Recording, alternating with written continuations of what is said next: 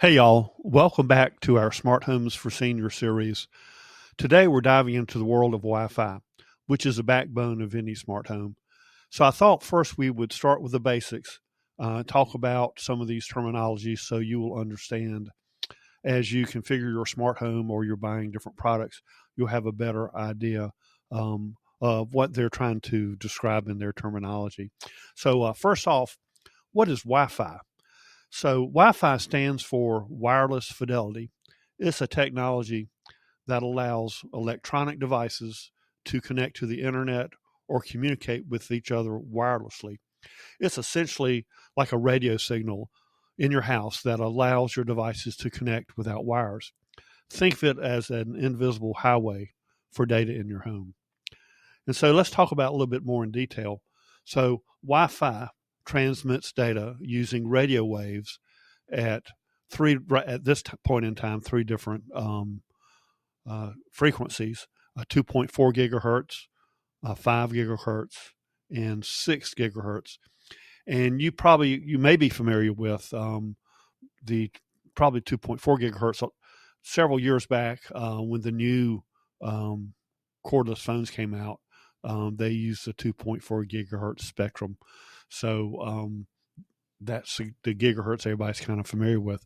But the 2.4 gigahertz band, it has a larger range or longer range. So the signals it's a shorter wavelength. I don't know if you can describe it, but it's like smaller waves at the beach. And so the signal can transmit further distances because the waves are smaller. And I don't know if you've noticed at the beach when it's not a rough day, you may have swells that start miles out from the shore and they come in and they crash on the shore. Where the larger waves, when it's a real rough beach, the larger waves really start right at where they break, right before they break on the beach. So the larger waves don't go as far. So think of the radio waves as that kind of sequence. So, but the 5 and 6 gigahertz frequencies, which are the higher frequencies, they offer faster speed. And so if you look back at that wave comparison, that big wave that's taller crashes with a lot more power than the smaller wave, because the smaller wave just kind of gently rolls up on the beach. So that's my explanation of the different gigahertzes in your Wi-Fi. Now, SSID is an encryption. These are two terms you'll hear on your Wi-Fi. So your Wi-Fi has a name, and they call that SSID, which stands for Service Set Identifier, or name of your Wi-Fi. And it's secured by encryption protocols like WPA2, WPA, WPA3, and that gives you your encryption between your device and your Wi-Fi router, so nobody can hack that signal and see what the data is. And then also, you password protect your Wi-Fi. So your Wi-Fi name may be Home Wi-Fi. It has WPA encryption, and then you password it with that famous password 123 $. So that's your SSID and encryption. So when you connect your devices wirelessly, like laptops, printers, thermostats, they communicate with the internet or control hubs via Wi-Fi signals.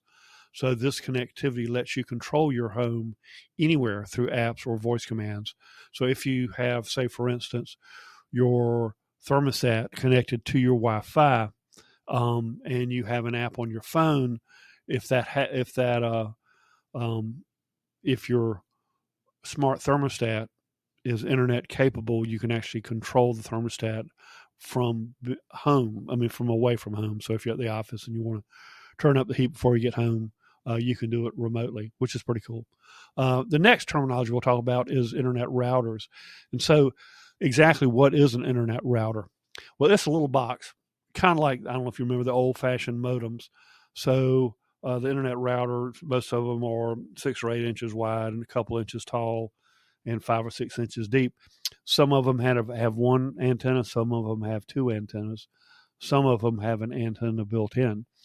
But the router acts like a hub, and it connects to your modem, or it may have a modem built in, and then it distributes the internet to your devices like your phone and your laptop or your tablet at the same time.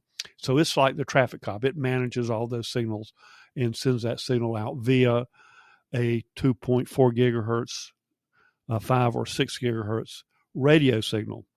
So, like I said, the higher the gigahertz, the shorter the range. The lower the gigahertz, the longer the range. As far as the distance it will be able to transmit that signal to you. And some devices are not as strong sending signals back. So you may find that you can get the signal, but you can't communicate back. That means your device can receive the signal. It just is not strong enough to send it back. So you just have to move in a little bit closer to where your router is. And best thing to remember is the router routes data to devices on your network. Its job is to make sure when your laptop does a Google search, it displays the results on your screen. It doesn't display the results on another computer screen. And I hope that makes a little bit of sense. So now that you know what a Wi-Fi router is, the next question is, where do you put it?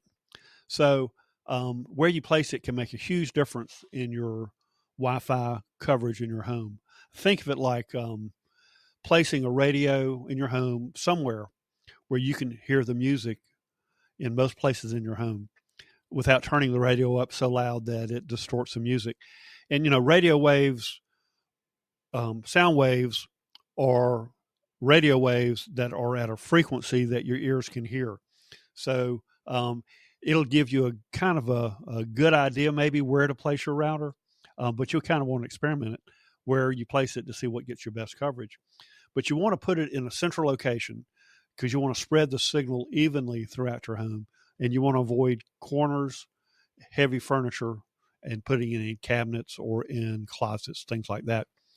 And the antenna is also important. If you're lucky enough to have an external antenna, and most of them will have two if they have any, you want to put one antenna horizontal and one antenna vertical, and that gives you two different planes for your signals to be transmitted from your internet Wi-Fi router. And the best thing to do is experiment to see what works best and what location works best for you. The next thing is you want to make sure you keep it away from large metal objects like microwaves, refrigerators, freezers, washer dryers, things like that. You don't want to just interfere. You don't want it to interfere with the signal, and you want to keep it away from devices that operate on the same radio frequency, like baby monitors, cordless phones, and some smart appliances also will operate on the 2.4 gigahertz frequency. And you just want to put it, away, at least a few feet away from those devices, just to make sure the radio frequencies don't interfere with each other. And then, again, you want to avoid putting it in enclosed places like cupboards and cabinets and things like that. You want to put your router as high as possible. So if you can, you mount it on a wall or put it on top of a cabinet, and that will gives you more space for your radio wave to be transmitted throughout your home, and it helps in distributing the signal evenly. And then the next tip is update the firmware.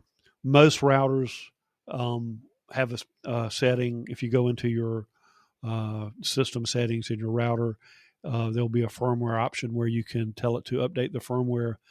Many times you can set it to automatically update the firmware. I have my system set to update firmware at night, so it doesn't interfere with anything that I'm doing.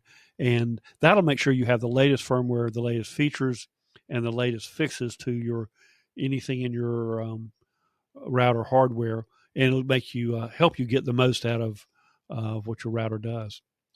And then the next thing is, I think, is so say you have a home, you have either a large home over 1,500 square feet, or a multiple story home, or really thick walls in your home, and a single router isn't cutting the mustard, and you don't know what to do.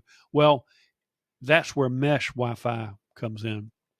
The mesh Wi-Fi isn't just one router; it is multiple routers that work together to provide a seamless signal throughout your home. And each node extends the Wi-Fi signal so you get consistent coverage everywhere. So the way that works is you have a main node or main router for your mesh Wi-Fi system, and you set that up, and then you connect a second node from the same manufacturer, and that just extends the signal, and it gives its own range of signal, and they talk to each other wirelessly. Some of them do talk on wired, but the whole point of going with the wireless infrastructure is not to have wires, and hopefully the only kind of wire you have is a wire to the your outlet in the wall for power. And mesh systems are invaluable for maintaining connectivity. They're not suitable for everybody, and sometimes all you need is a really good, high quality single internet router, and that will give you the good coverage. What I ran into in my home was that I had a good, it's the T-Mobile home internet router modem, cellular modem, and it gave me good coverage in my home until I started expanding my smart home.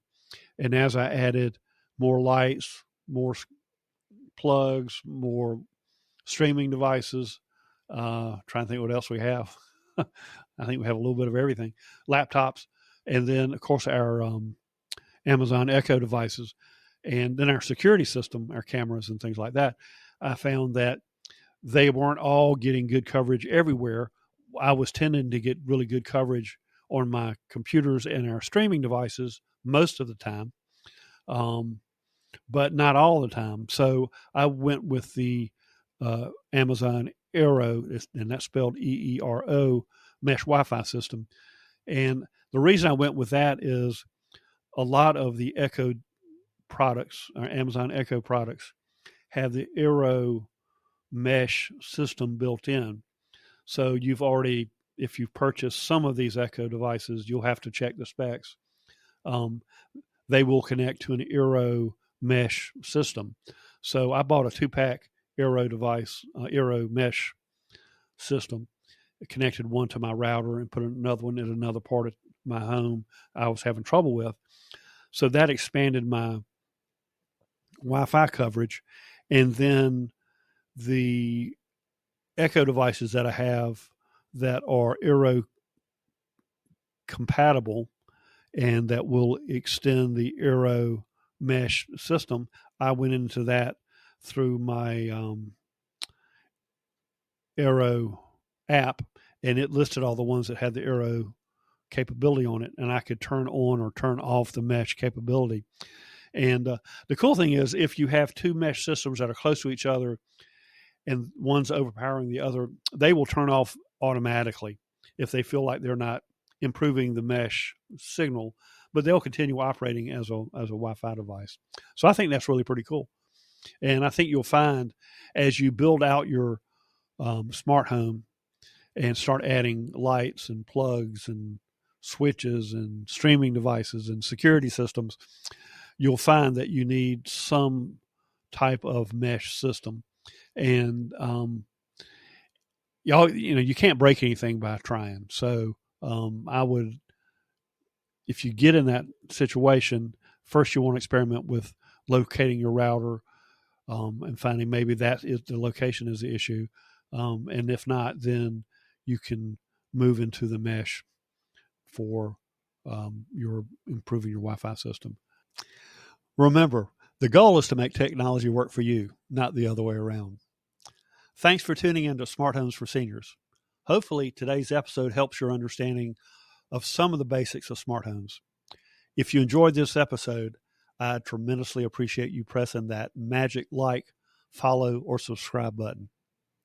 Thanks again for your support, and I hope something good happens to you today. I hope you have a great day.